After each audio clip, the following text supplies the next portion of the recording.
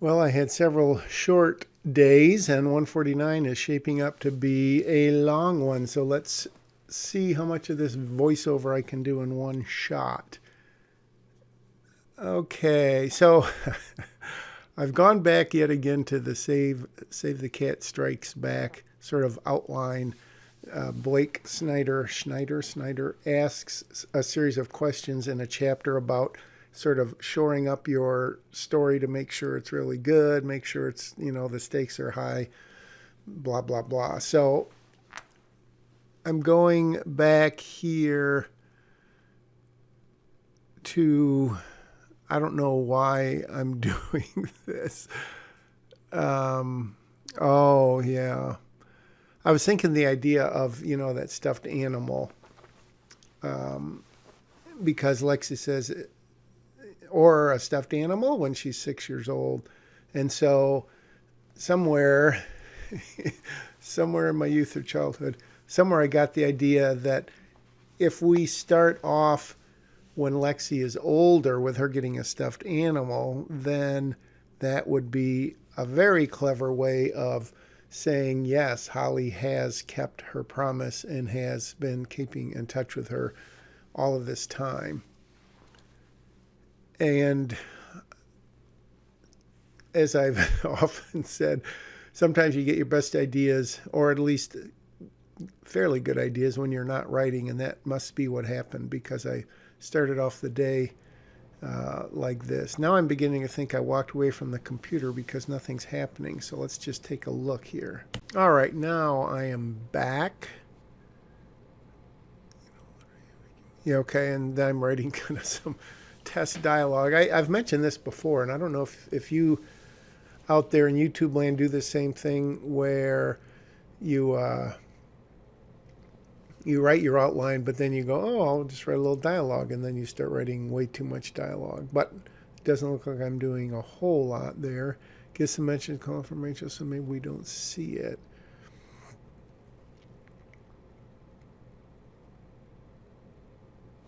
All right, so let's see here. Well, let's see that information meeting. Does this give insight? Holly thinks this way to do something right meaningful. So once again, this is crazy. For whatever reason, I've realized that I think because of that inciting incident thing where Holly didn't really have something happen to her, I'm going back for another go at this to try to change that up a little bit. And you can see what I'm writing, so I'm not going to repeat it all.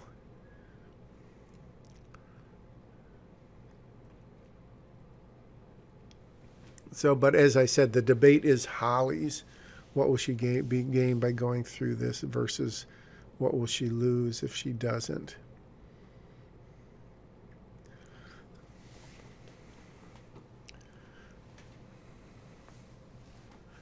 Okay, and there we go. The choice is to take Lexi because that is the debate of A, should I do this? B, is it the right thing to do? Et cetera, et cetera.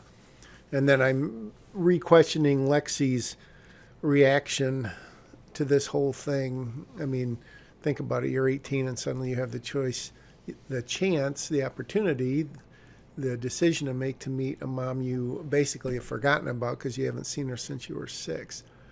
So there's another little change. The police show up and arrest Hogan on various racketeering charges. And so it's not going to be Hogan. So don't get your hopes up. It's going to be someone else. It's obviously Rachel's ex, but he's a different person because he's a mob guy. I maybe shouldn't have given that away. So the idea was to introduce him early on, and sort of the fact that Rachel and the feds or whoever kind of set him up.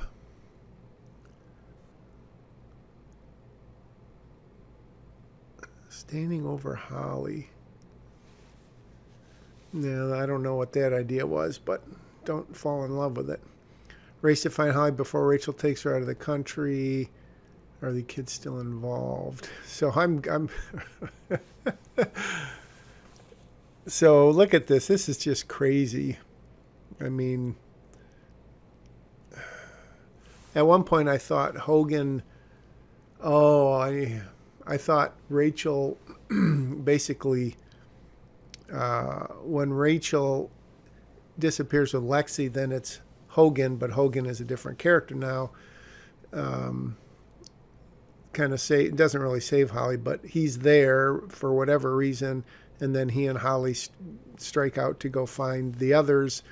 But then I realized, well, the kids probably wouldn't be involved, and do I really want that? And then do I really want this new dynamic where basically Holly may not fall in love with, but develop a relationship with Rachel's ex, who of course was in the mob and all that. So this is one of my other things that I sort of overthink it.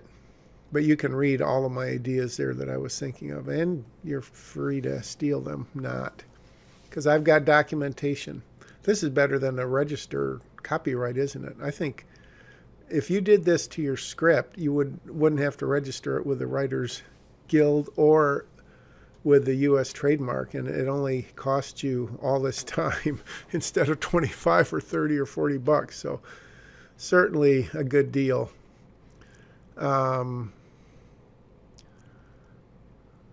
All right, so boom, new catalyst. He's out and he's coming for her. No, that's what I call a catalyst. Keep it simple, stupid. All right, so based on that one line, I'm going to go back and rework the script again. Hooray. But before I do that, I need to doctor up Paul's dialogue a little bit, because this is too long, I think.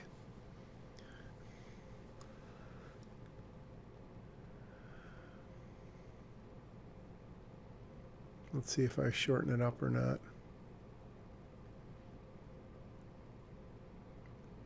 Because it was, what, 7 lines? Let's see if I shorten it up or not. Well, I got it down to 6.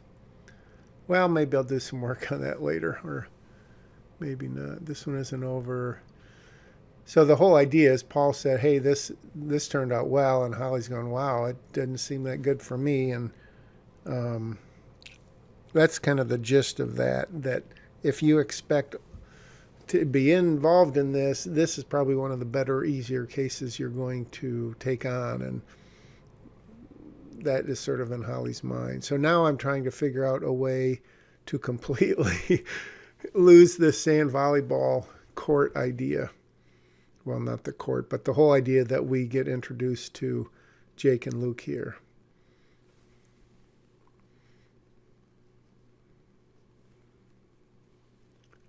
Okay, so I'm not boasting, but I don't know. I mean, please, by no means am I. Maybe I shouldn't even said it that way, but I decided basically to make Holly play sand volleyball with some of her colleagues.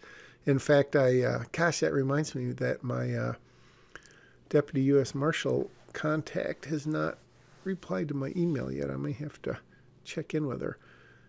But because I asked her if they would wear T-shirts that say like WITSEC or U.S. Marshals or something like that, or if they sort of try to lay low and not let anyone know. But she thought that it wouldn't be unreasonable. So at some point in here, I'll probably add that in. So right now, I'm basically thinking as I go, and I've got this whole thing where, I don't know if this is corny, and I don't remember if this is still how it is. I think it's pretty close.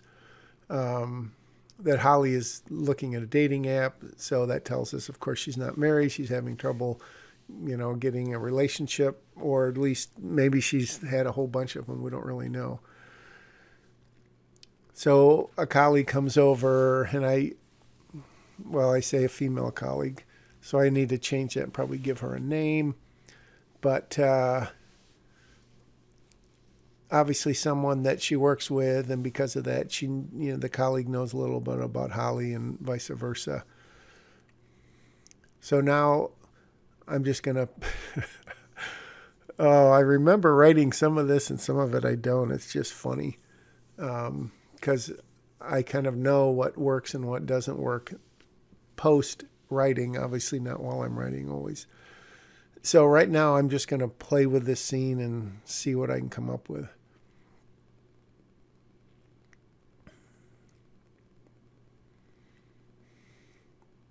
Janice. We'll see if that name works. It's funny how you come up with names.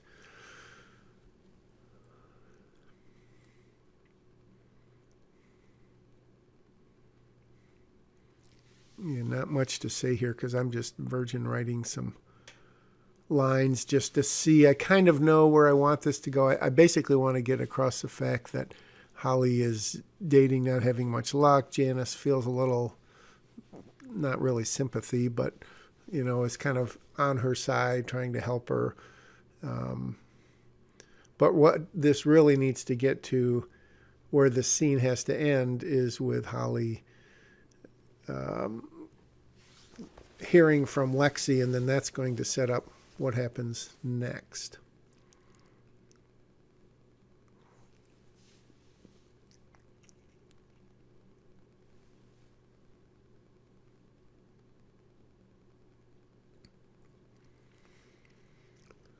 Yes, I'm still here. I'm just reading along with you.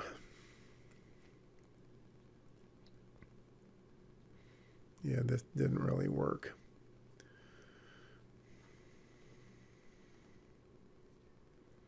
I was trying to come up with swipe worthy, right swipe worthy, swipe right worthy, and struggling a little bit to make it sound like something people would say. And maybe people do say that, I don't know. And I was also trying to come up with a stupid, clever dating app name. And so I tried several of them, I think. And I don't know that, well, I don't think any of them are very good.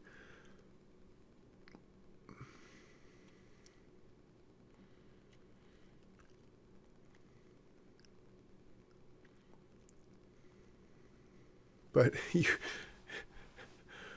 this is the writing process. You know it well.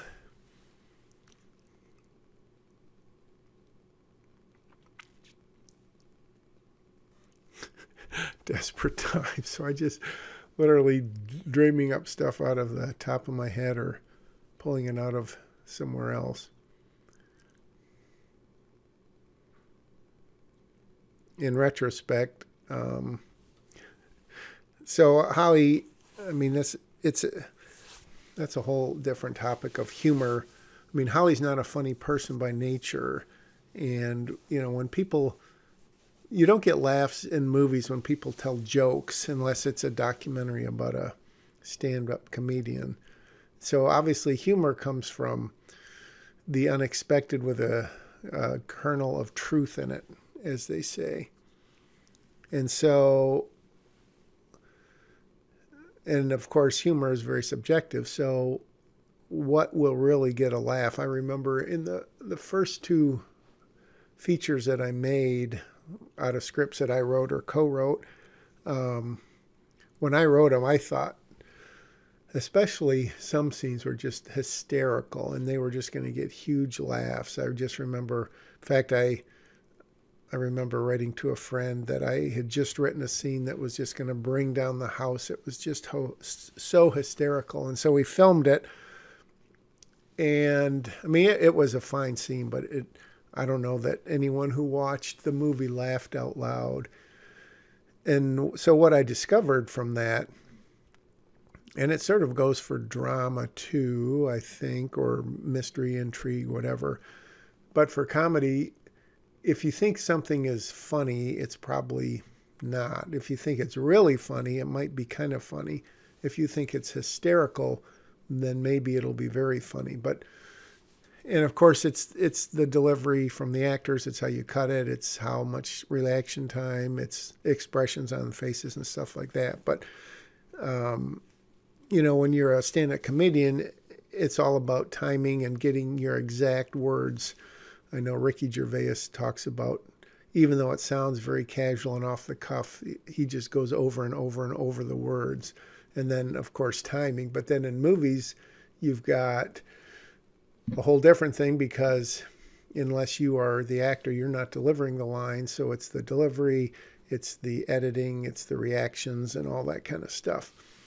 Long story short, humor is hard.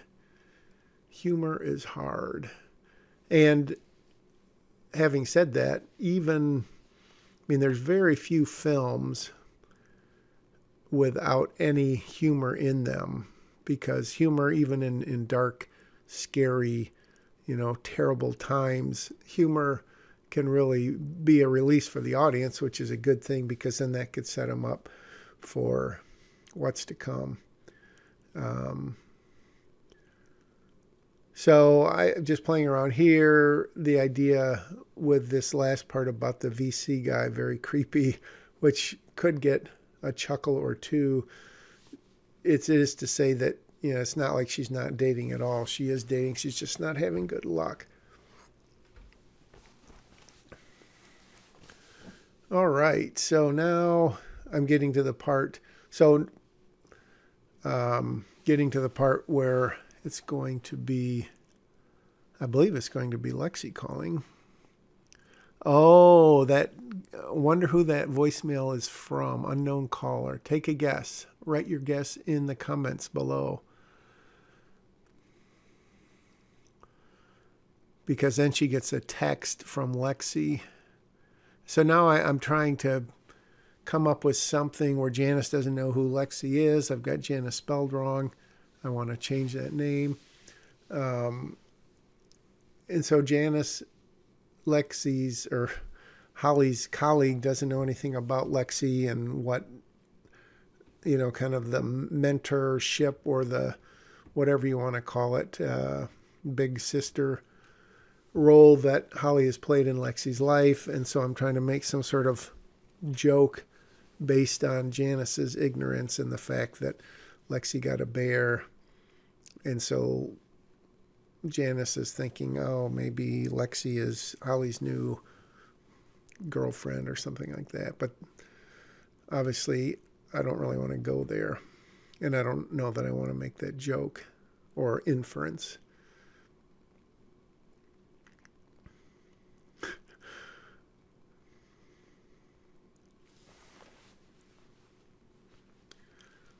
When in doubt, have a conversation broke up by someone yelling off screen, or a gunshot, or a flat tire, or something going on.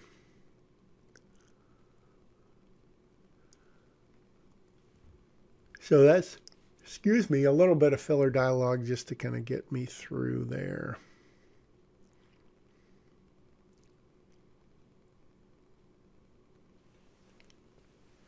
And then here we are. So we meet the grown up. She's 18, so pretty grown up. And we have this, Lexi's left her the message, blah, blah, blah. Whoop. Those periods, I will totally admit it. Sometimes I just sit at the computer and not literally fall asleep, but just sort of close my eyes and half doze off and half think, and I put my finger on a key and it just starts repeating it. And then I'm sure you've had that phenomena where you suddenly open your eyes and you don't know how long it's been, but then I count the periods and I say, oh, it's more than half a second, which is kind of scary and a little bit interesting. So, yeah, this is kind of on the nose, Holly's line there about everyone needs a hard habit to break. So, boom, that is a much better line, I think. All right, so Lexi's introducing something new here. The idea, of course, that she got into college, and then we're going to, and this is going to go through a few versions here, drafts or whatever, get the idea that Holly has been helping her.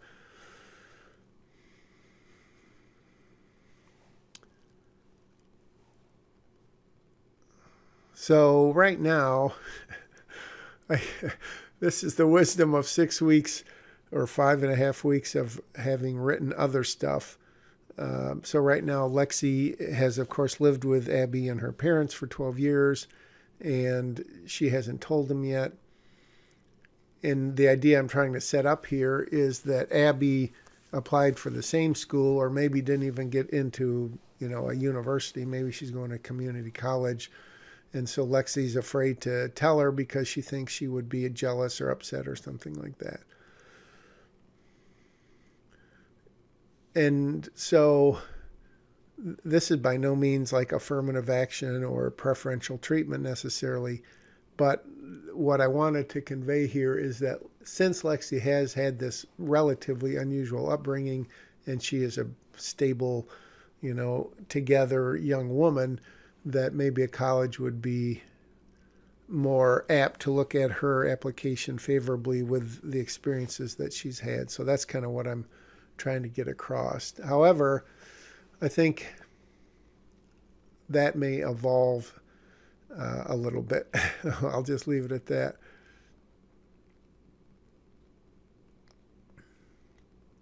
And you can see when Holly says your parents, then that kind of alludes to the fact that they've adopted her. But as you can see, I'm kind of playing around with this to see if it's working or not.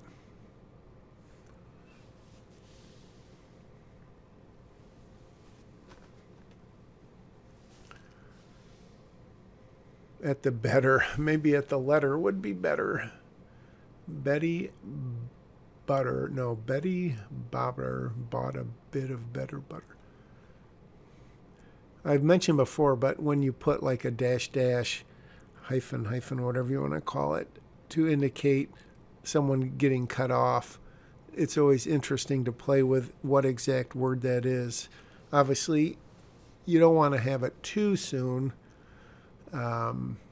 because then when you're shooting, the actress, in this case Holly, would have to have some idea what is going to be said, and maybe she would even say more of it than that. But if she just said "your," then we would know what she was talking about. And you can kind of your parents must be. So there's a lot of different ways you can do that. In reality, maybe you write the whole sentence, and then, of course, if you're not shooting it yourself, you're not going to be there to say, whoa, I want you to stop a little short when you see the look on Lexi's face. I'll be upset that her foster sister. So this is kind of on the nose.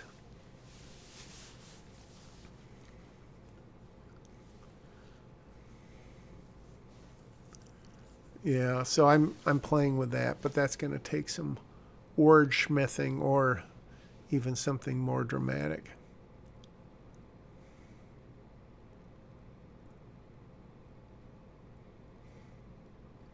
I mean, it's not pure exposition per se. It's kind of, I guess, backstory exposition that ain't great.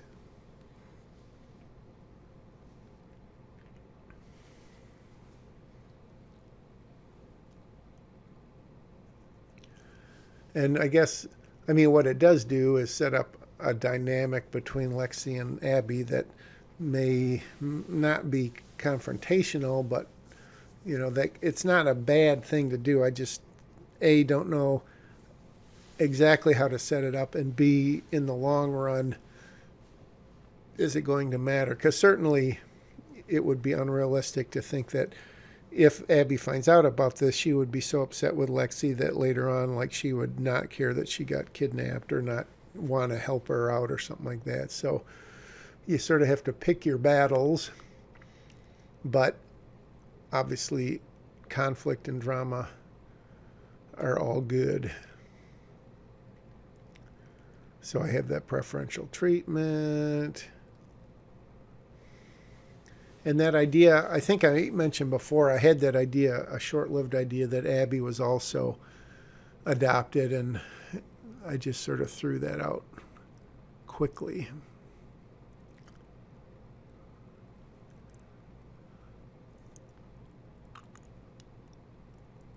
Excuse me. So this is a virgin written scene, and you can tell because it's a little bit... Ooh, look at all that stuff I got to cut out. You can see I'm up to page 120 in the lower right, but now I'm going to cut out a bunch of stuff. Let's see what it goes down to. Oh, Oh, a page? Is that all? Wow, that's crazy. I thought it would be more than that.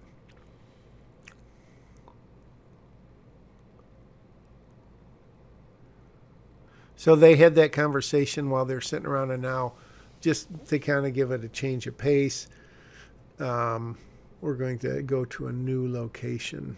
I said many times the classic restaurant scene, or whatever kind of restaurant where they're sitting and eating, is just such a common place, and it's a relatively simple place to have a scene unfold, but visually not very interesting. So you have to weigh that against the realistic logistics if you're thinking production and shooting schedule and cost and everything. Is it cheaper slash easier to film outside and do like a long dolly shot and have the actors memorize their dialogue?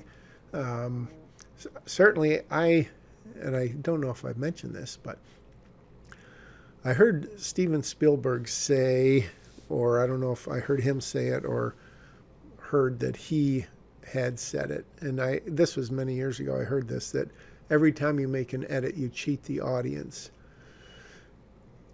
The idea behind that being that when the camera is suddenly at a new angle, we know, I mean, not that you know in the moment, but you know that something has happened in between that time, even if it doesn't look like it, unless you have multiple cameras rolling and you get an exact cut.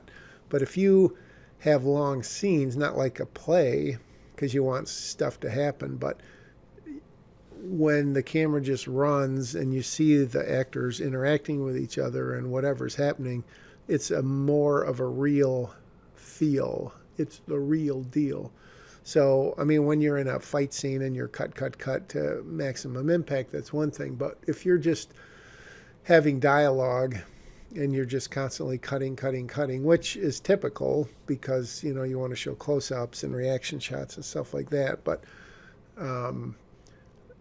a nice long dolly shot with two people talking, I don't know. Well, I guess I've used that in at least one of my movies, maybe a couple. A, it's easier to edit because there is no editing, but B, it's more real, especially, if you're cutting and your continuity is slightly off, the hair is wrong, or they've got drinks in their hands and the levels are slightly different, or we've all seen the shot where you shoot that reaction shot and you can clearly tell that the person whose shoulder you're shooting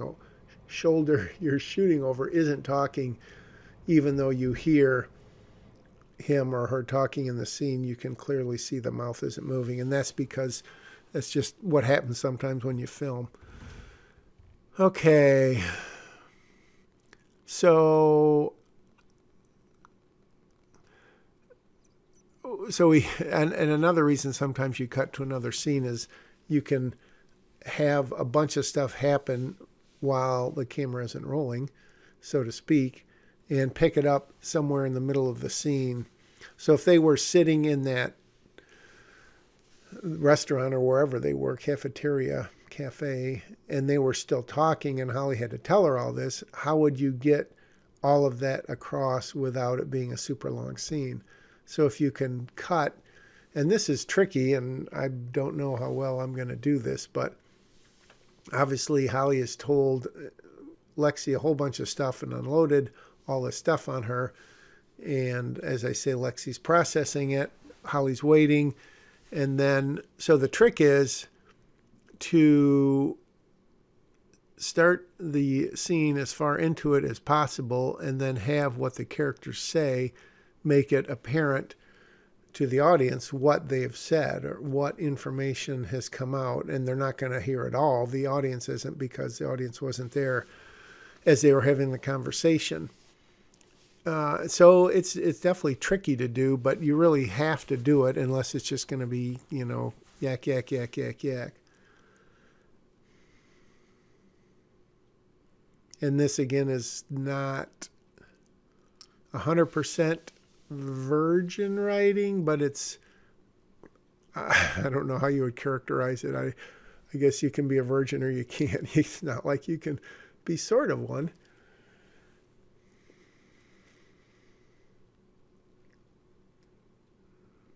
But I'm definitely changing the gist of this.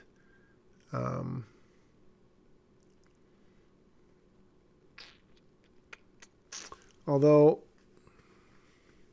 see, I'm on page 11. So somewhere between 10 and 12, that phone call has got to come from Rachel for the catalyst, regardless of what she says. I mean, that's the thing that is going to push Holly into action. So my idea when I'm writing this is that Holly maybe will get interrupted by a phone call after she gets some of this information out. But I don't want it to take so long that it's like page 13, 14, 15, because that just is a no-go. I like to do it on page 10 or 11.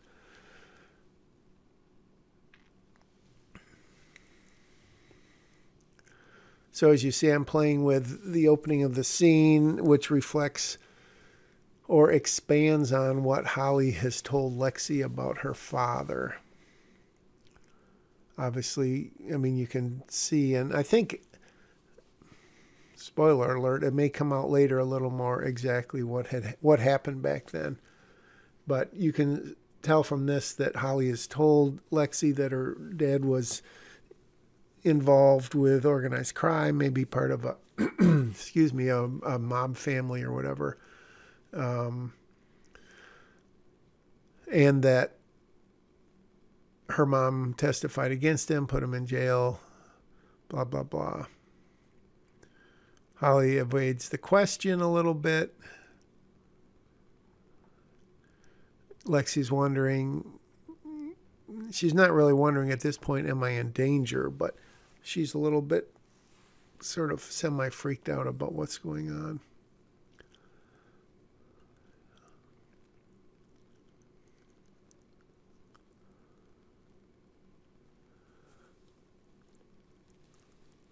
Excuse me. Oh, almost time to stop my voiceover because I'm starting to yawn. So Lexi trying to figure out, exactly why she has nothing to worry about. And Holly not really totally, it's not like she's lying to her. She just maybe doesn't know exactly, doesn't want to suddenly have her worrying about something that maybe isn't worth worrying about.